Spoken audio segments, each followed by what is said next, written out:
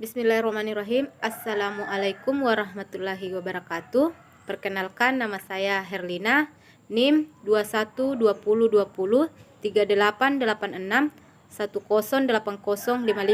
dari PAI B, Program Pascasarjana Jurusan Pendidikan Agama Islam di Institut Agama Islam Negeri Parepare. Pada video ini saya akan membahas sebuah materi yang berjudul Desain dan Produksi Media Pembelajaran PAI.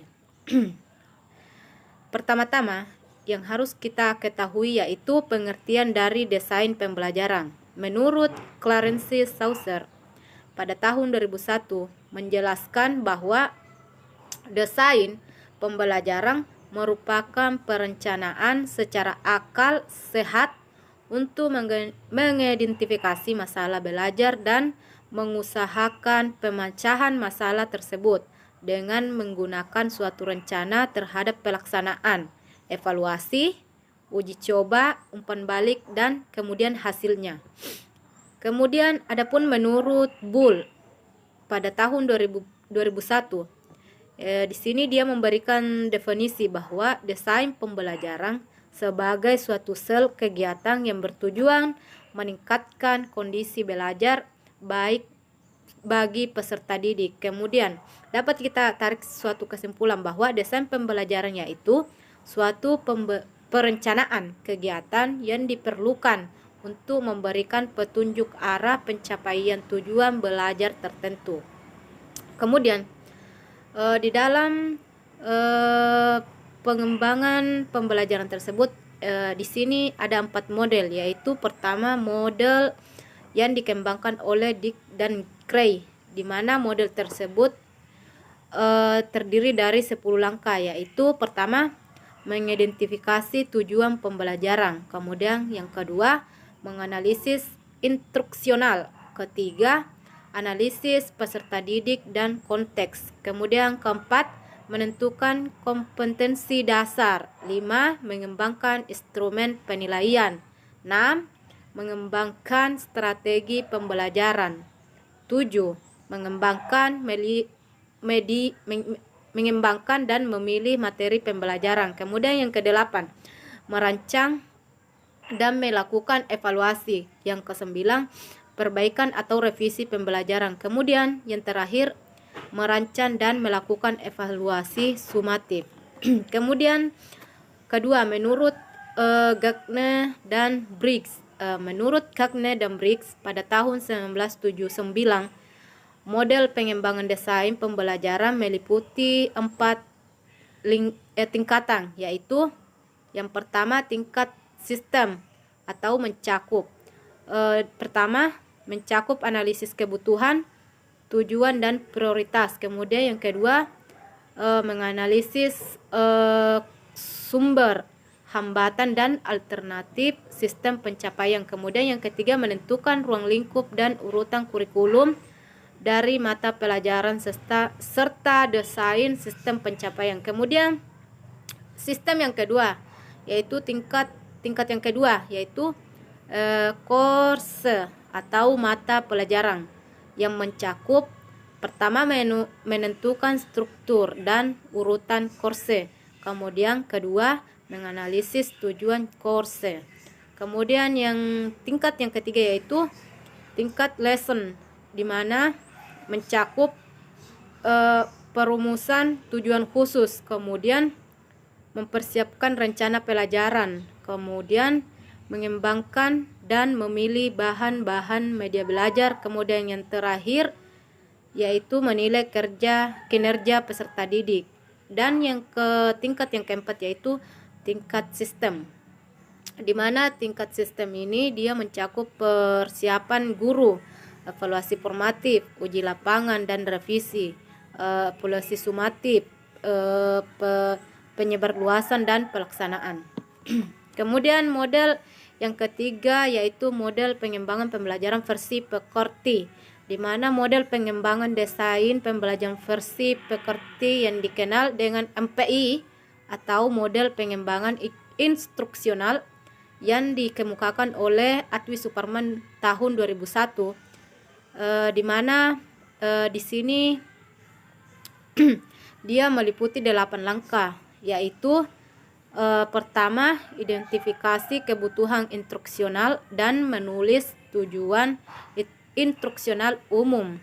Kemudian yang kedua, melakukan analisis instruksional. Ketiga, mengidentifikasi perilaku dan karakteristik awal peserta didik.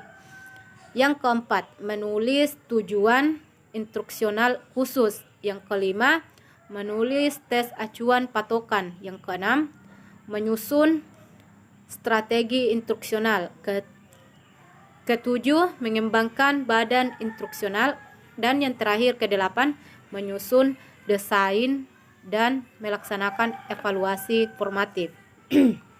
Kemudian model yang ketiga, Romiszewski pada tahun 2006 mengemukakan 4 tingkat dalam pengembangan pembelajaran, yaitu pertama, tingkatan sistem mata pelajaran. Kedua, tingkat pelajaran. Kemudian ketiga, langkah-langkah kegiatan instruksional untuk setiap pelajaran. Dan yang terakhir, keempat, tingkatan langkah-langkah belajar yang perlu ditempuh atau learning step level. Di dalam desain pembelajaran, adapun secara umum pengembangannya, yaitu pertama, identifikasi kebutuhan pembelajaran dan menulis standar kompetensi mata pelajaran. Kemudian kedua, melakukan analisis pembelajaran. Yang ketiga, mengidentifikasi karakteristik dan perilaku awal peserta didik. Keempat, menulis tes acuan patokan. Yang kelima, menyusun strategi pembelajaran. Yang keenam, mengembangkan bahan pembelajaran. Yang ketujuh, mendesain dan melaksanakan evaluasi formatif. Kemudian yang kedelapan, merevisi desain pembelajaran. Yang kesembilan, mendesain dan melaksanakan evaluasi sumatif.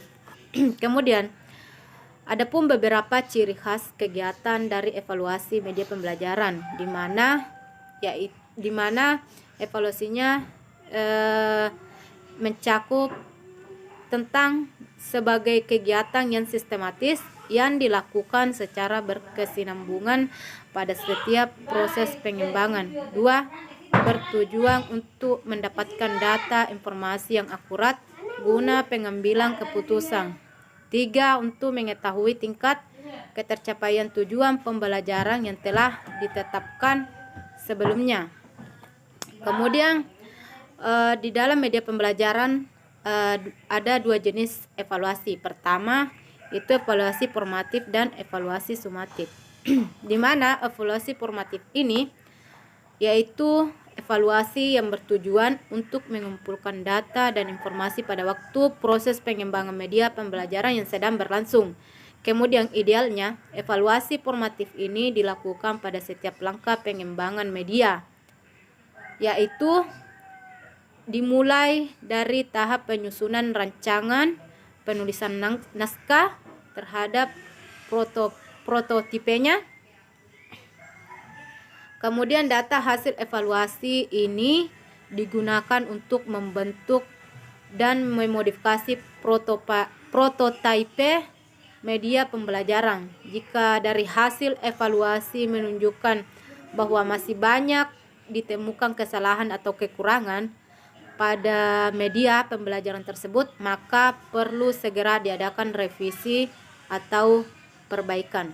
Kemudian yang kedua, yaitu evaluasi sumatif, di mana evaluasi sumatif ini dilakukan ketika media pembelajaran benar-benar telah selesai dikembangkan dalam bentuk master yang siap diimplementasikan di lapangan. Kemudian evaluasi ini dilakukan untuk menentukan sejauh mana media pembelajaran memiliki nilai kemanfaatan, terutama jika dibandingkan dengan pelaksanaan program-program yang lain.